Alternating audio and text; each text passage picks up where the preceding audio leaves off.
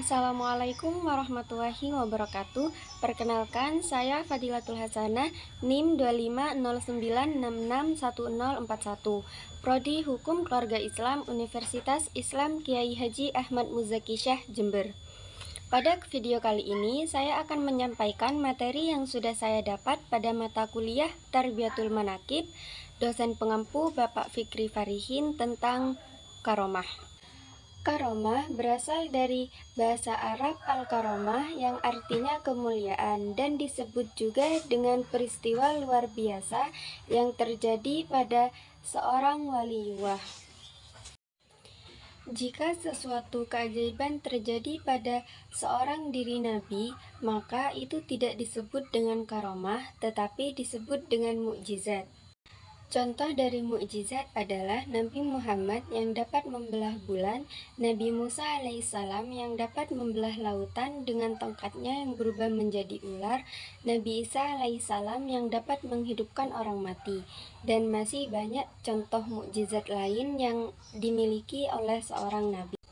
Jadi, mukjizat merupakan sebuah keajaiban yang hanya terjadi atau terdapat pada diri seorang nabi dan rasul.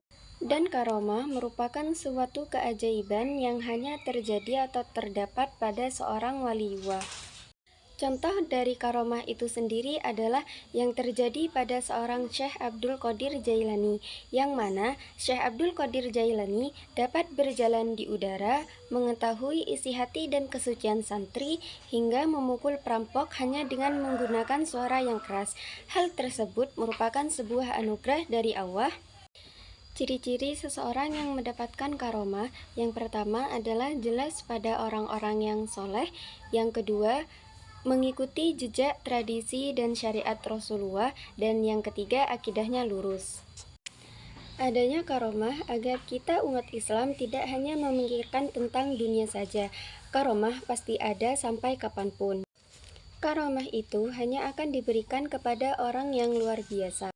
Karomah itu jangan dicari, istiqomahlah maka seseorang akan mendapatkan sebuah karomah.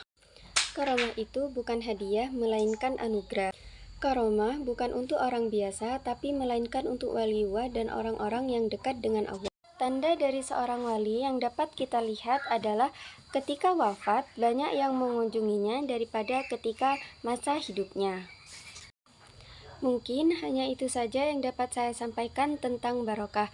Semoga bermanfaat. Kurang lebihnya saya mohon maaf. Wassalamualaikum warahmatullahi wabarakatuh.